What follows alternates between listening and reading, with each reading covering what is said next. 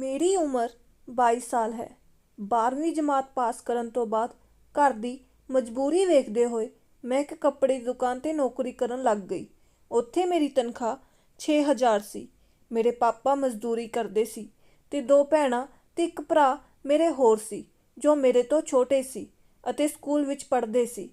ਘਰ ਦਾ ਖਰਚਾ ਬਹੁਤ ਸੀ ਅਤੇ ਕਮਾਈ ਬਹੁਤ ਘੱਟ, ਜਿਸ ਕਾਰਨ ਮੈਨੂੰ 12ਵੀਂ ਜਮਾਤ ਪਾਸ ਕਰਨ ਤੋਂ ਬਾਅਦ ਨੌਕਰੀ ਕਰਨੀ ਪੈ ਗਈ। ਸਮਾਂ ਲੰਘਦਾ ਰਿਹਾ। ਇੱਕ ਦਿਨ ਅਚਾਨਕ ਮੇਰੀ ਮੰਮੀ ਬਹੁਤ ਬਿਮਾਰ ਹੋ ਗਏ। ਹੌਸਪੀਟਲ ਜਾ ਕੇ ਪਤਾ ਲੱਗਾ ਕਿ ਮੇਰੀ ਮੰਮੀ ਦਾ ਲੀਵਰ ਖਰਾਬ ਹੈ ਅਤੇ ਉਸ ਦੇ ਇਲਾਜ ਲਈ ਮੈਂ 5 ਲੱਖ ਰੁਪਏ ਦੀ ਜ਼ਰੂਰਤ ਹੋਵੇਗੀ। ਅਸੀਂ ਡਾਕਟਰ ਨੂੰ ਬਹੁਤ ਤਰਲੇ ਮਿੰਨਤਾਂ ਕੀਤੀਆਂ, ਲੇਕਿਨ ਡਾਕਟਰ ਨੇ ਸਾਫ਼ ਇਨਕਾਰ ਕਰ ਦਿੱਤਾ ਕਿ ਪੈਸੇ ਬਿਨਾਂ ਕੋਈ ਇਲਾਜ ਨਹੀਂ। ਬਹੁਤ ਮੁਸ਼ਕਿਲ ਨਾਲ ਇੱਧਰੋਂ ਉੱਧਰੋਂ ਇਕੱਠਾ ਕਰਕੇ ਮੁਸ਼ਕਿਲ ਨਾਲ ਲੱਖ ਰੁਪਇਆ ਹੀ ਇਕੱਠਾ ਹੋ ਪਾਇਆ ਅਤੇ 4 ਲੱਖ ਰੁਪਏ ਵਿਆਜ 'ਤੇ ਫੜਿਆ। ਆਪਰੇਸ਼ਨ ਤੋਂ ਬਾਅਦ ਮੇਰੀ ਮੰਮੀ ਬਿਲਕੁਲ ਠੀਕ ਹੋ ਗਈ। ਹੁਣ ਸਾਡੇ ਲਈ ਉਹ 5 ਲੱਖ ਰੁਪਇਆ ਭਰਨਾ ਬਹੁਤ ਮੁਸ਼ਕਿਲ ਹੋ ਗਿਆ ਸੀ। ਸਾਡੇ ਕੋਲ ਕੋਈ ਜ਼ਮੀਨ ਵੀ ਨਹੀਂ ਸੀ ਅਤੇ ਛੋਟਾ ਜਿਹਾ ਘਰ ਸੀ ਜਿਸ ਵਿੱਚ ਸਾਡਾ ਗੁਜ਼ਾਰਾ ਵੀ ਮੁਸ਼ਕਿਲ ਨਾਲ ਹੀ ਹੁੰਦਾ ਸੀ।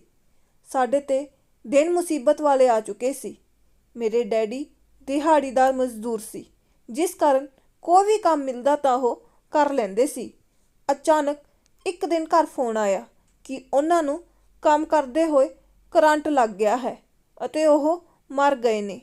ਮੇਰੀ ਮੰਮੀ ਇਹ ਸਦਮਾ ਬਰਦਾਸ਼ਤ ਨਹੀਂ ਕਰ ਪਾਈ। ਤੀਸਰੇ ਦਿਨ ਜਦੋਂ ਸਵੇਰੇ ਮੈਂ ਮੰਮੀ ਦੇ ਕਮਰੇ ਵਿੱਚ ਗਈ ਤਾਂ ਉਹ ਹਲੇ ਵੀ ਉੱਠੀ ਨਹੀਂ ਸੀ। ਮੈਂ ਜਦੋਂ ਉਠਾਲਣ ਲੱਗੀ ਤਾਂ ਪਤਾ ਲੱਗਾ ਕਿ ਉਹ ਵੀ ਚੱਲ ਵਸੀ ਹੈ। ਇਹ ਸਭ ਦੇਖ ਕੇ ਮੈਂ ਵੀ ਜੀਣ ਦੀ ਆਸ ਛੱਡ ਦਿੱਤੀ। ਲੇਕਿਨ ਮੇਰੇ 2 ਛੋਟੀਆਂ ਭੈਣਾਂ ਤੇ ਇੱਕ ਛੋਟਾ ਭਰਾ ਸੀ, ਮੇਰੇ ਮਗਰ ਸਨ।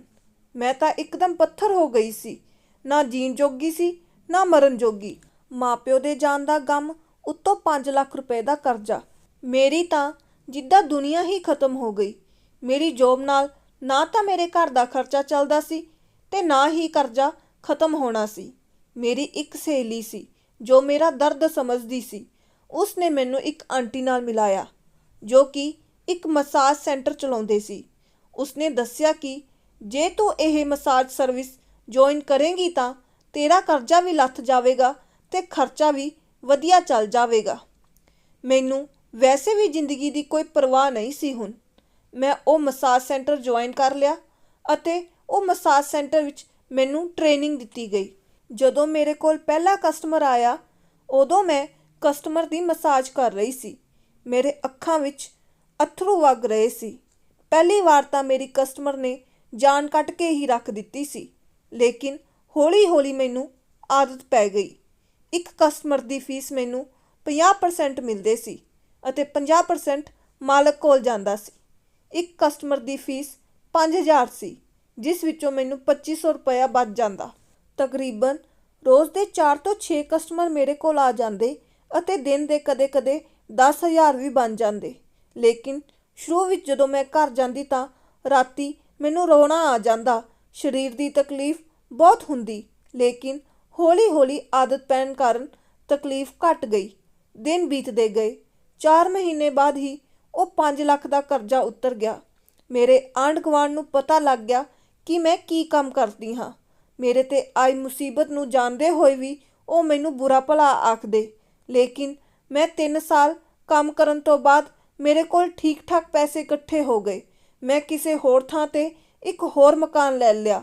ਲੋਕਾਂ ਦੀਆਂ ਗੱਲਾਂ ਸੁਣ ਕੇ ਮੈਂ ਦੁਖੀ ਹੋ ਗਈ ਸੀ। ਹੁਣ ਮੈਂ ਆਪਣੇ ਛੋਟੇ ਭੈਣ ਭਰਾਵਾਂ ਨਾਲ ਇਸ ਘਰ ਵਿੱਚ ਰਹਿੰਦੀ ਹਾਂ ਅਤੇ ਮੇਰੀ ਦੋਨੋਂ ਛੋਟੀ ਭੈਣਾਂ ਦੀ ਕਾਲਜ ਵਿੱਚ ਐਡਮਿਸ਼ਨ ਹੋ ਗਈ ਹੈ।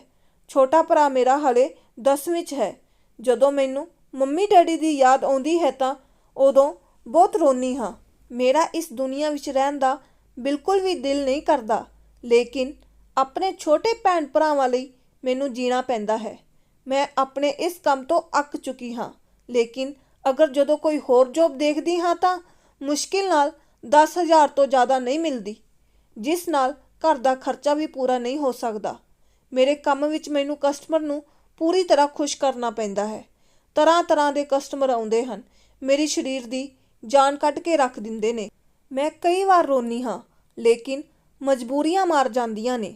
ਜੇਕਰ ਮੈਂ ਇਹ ਕੰਮ ਛੱਡ ਦਿੱਤਾ ਤਾਂ ਆਪਣੇ ਛੋਟੇ ਭੈਣ ਭਰਾਵਾਂ ਨੂੰ ਚੰਗੀ ਤਰ੍ਹਾਂ ਪੜ੍ਹਾ ਨਹੀਂ ਸਕਾਂਗੀ। ਮੈਂ ਉਹਨਾਂ ਨੂੰ ਇੱਕ ਚੰਗਾ ਫਿਊਚਰ ਦੇਣਾ ਚਾਹੁੰਦੀ ਹਾਂ।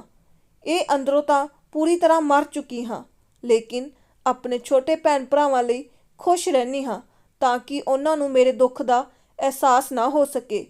ਸਾਡੇ ਸਮਾਜ ਵਿੱਚ ਜਿਸਮ ਵੇਚਣ ਵਾਲੇ ਨੂੰ ਲੋਕ ਜੀ ਨਹੀਂ ਦਿੰਦੇ, ਲੇਕਿਨ ਉਹਦੀ ਕੀ ਮਜਬੂਰੀ ਹੈ, ਉਸ ਗੱਲ ਤੋਂ ਕਿਸੇ ਨੂੰ ਕੋਈ ਮਤਲਬ ਨਹੀਂ। ਆਹੀ ਹੈ ਸਾਡਾ ਸਮਾਜ। ਸਹਾਰਾ ਦੇਣ ਵਾਲਾ ਕੋਈ ਨਹੀਂ ਹੁੰਦਾ, ਲੇਕਿਨ ਰੋਲਣ ਵਾਲੇ ਸਾਰੇ ਹੁੰਦੇ ਨੇ। ਖੈਰ, ਮੇਰੀ ਜ਼ਿੰਦਗੀ ਦਾ ਮਕਸਦ ਬਸ ਇੰਨਾ ਹੈ ਕਿ ਮੇਰੇ ਛੋਟੇ ਭੈਣ ਭਰਾ ਵਧੀਆ ਪੜ੍ਹ ਕੇ ਵਧੀਆ ਨੌਕਰੀ ਲੱਗ ਜਾਣ। ਉਹਨਾਂ ਦੇ ਸਹਾਰੇ ਹੀ ਜੀ ਰਹੀ ਹਾਂ। ਤਕਰੀਬਨ ਮਹੀਨੇ ਦਾ 1 ਲੱਖ ਕਮਾ ਹੀ ਲੈਂਦੀ ਹਾਂ, ਜਿਸ ਨਾਲ ਘਰ ਦਾ ਖਰਚਾ ਵਧੀਆ ਚੱਲ ਜਾਂਦਾ ਹੈ। ਲੇਕਿਨ ਜਦੋਂ ਸੋਚਦੀ ਹਾਂ ਕਿ ਇਹ ਕੰਮ ਛੱਡ ਕੇ ਕੋਈ ਹੋਰ ਕਰ ਲਾਂ, ਫਿਰ ਖਿਆਲ ਆਉਂਦਾ ਹੈ ਕਿ 10,000 ਦੀ ਨੌਕਰੀ ਵੀ ਮਿਲਣੀ ਮੁਸ਼ਕਿਲ ਹੈ। ਸ਼ਾਇਦ ਇਸ ਕਾਰਨ ਹੀ ਔਰਤ ਜਿਸਮ ਵੇਚਣ ਲਈ ਮਜਬੂਰ ਹੋ ਜਾਂਦੀਆਂ ਹਨ, ਕਿਉਂਕਿ ਪੈਸਾ ਵਧੀਆ ਮਿਲ ਜਾਂਦਾ ਹੈ, ਲੇਕਿਨ ਡਰਦੀਆਂ ਵੀ ਹਨ ਕਿ ਪਤਾ ਲੱਗਣ 'ਤੇ ਸਮਾਜ ਜੀ ਨਹੀਂ ਦੇਵੇਗਾ। ਤੁਹਾਨੂੰ ਇਹ ਸਟੋਰੀ ਕਿਵੇਂ ਦੀ ਲੱਗੀ? ਤੁਹਾਡੇ ਕੀ ਵਿਚਾਰ ਨੇ? ਕਮੈਂਟ ਬਾਕਸ ਵਿੱਚ ਕਮੈਂਟ ਕਰਕੇ ਜ਼ਰੂਰ ਦੱਸਣਾ ਜੀ। ਧੰਨਵਾਦ।